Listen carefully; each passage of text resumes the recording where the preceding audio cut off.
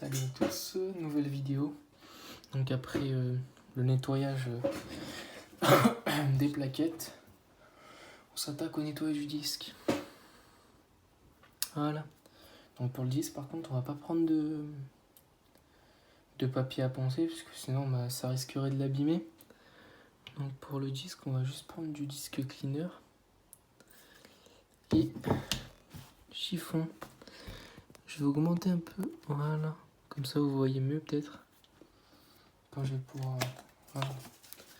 Donc je vais appliquer le disque cleaner.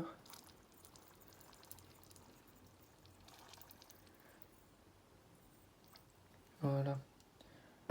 Faire attention aussi, le disque cleaner c'est un produit qui s'enflamme rapidement. Donc voilà. Donc hop, je vais nettoyer la première face du disque.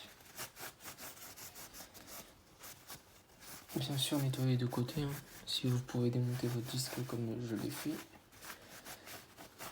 Donc voilà. Une fois que ce côté est nettoyé, vous faites pareil avec l'autre. Il faut vraiment en mettre un peu. C'est vrai que c'est un peu chiant d'en mettre sur les disques qui sont bien trouvés comme le mien là. Le mien il est vachement trouvé comme disque, donc c'est vrai que c'est un peu chiant. Mais bon, voilà. Et n'oubliez pas aussi d'en mettre là. Ici, ça. Voilà, ça peut accumuler du liquide de frein. Le fameux liquide qui nous fait rincer les freins. Voilà. Donc, après, là on voit que le chiffon est noir. Donc, c'est que ça a bien marché. Après, il n'y avait pas non plus trop de crasse sur ce disque. Normal, parce que je l'ai changé il n'y a pas longtemps. Donc bon, s'il y a de la merde dessus, c'est que j'ai vraiment pas de chance. Mais bon, voilà. J'ai nettoyé un disque avant où il y en avait beaucoup. Donc après, si vous voulez, vous pouvez passer un petit coup là, même si c'est pas obligatoire. C'est juste l'histoire de le nettoyer. Voilà, il est propre. Et voilà. Donc les avantages de nettoyer le disque, ça c'est quoi? Éviter l'usure. Donc l'usure du disque. Bien sûr, si vous nettoyez que les plaquettes, mais que vous nettoyez pas le disque, la merde qu'il y a sur le disque, ça revient sur les plaquettes, et inverse, si vous nettoyez que les disques, pas les plaquettes, ça revient. Donc quand vous nettoyez les plaquettes, vous nettoyez le disque. De toute façon, tomber les plaquettes et tomber le disque, c'est pareil, il faut démonter des vis. Donc bon, voilà, c'est pas compliqué. À quoi ça va vous servir pour vos sorties? Donc avoir une meilleure freinage, parce que la couche de noir, ça va vous faire glisser un peu sur le disque. Donc ça sera pas sec. Donc meilleur freinage. L'usure. Donc l'usure, on peut voir souvent sur les disques. Là, celui-ci pas trop. Mais des fois, il y a des... En fait, les traces d'usure, soit elles sont linéaires.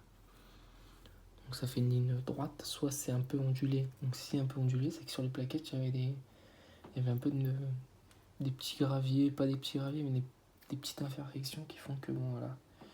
Et moi, ça m'est déjà arrivé de pas défoncer un disque, mais de bien abîmer un disque comme ça, parce qu'en fait je m'en suis pas rendu compte, et en fait quand j'ai voulu freiner, il y a eu un gros bruit parce que j'avais ramassé une minuscule poussière de cailloux. En fait sur la plaquette il y avait ça, et du coup ça m'a niqué le disque, en fait ça me l'a rayé, et voilà. Donc toujours nettoyer un peu toutes les 2 semaines, voire tous les mois, en fait tout dépend de votre pratique. Si vous pratiquez 30 km à chaque sortie et vous faites au moins 5 sorties par semaine, toutes les 2 semaines de le nettoyer, c'est vrai que c'est bien. Après si vous faites comme moi, vous faites que des sorties le week-end, moi je nettoie tous les mois et c'est largement suffisant. Là il n'y avait pas grand chose sur le disque, et le disque il est usé normalement, voilà.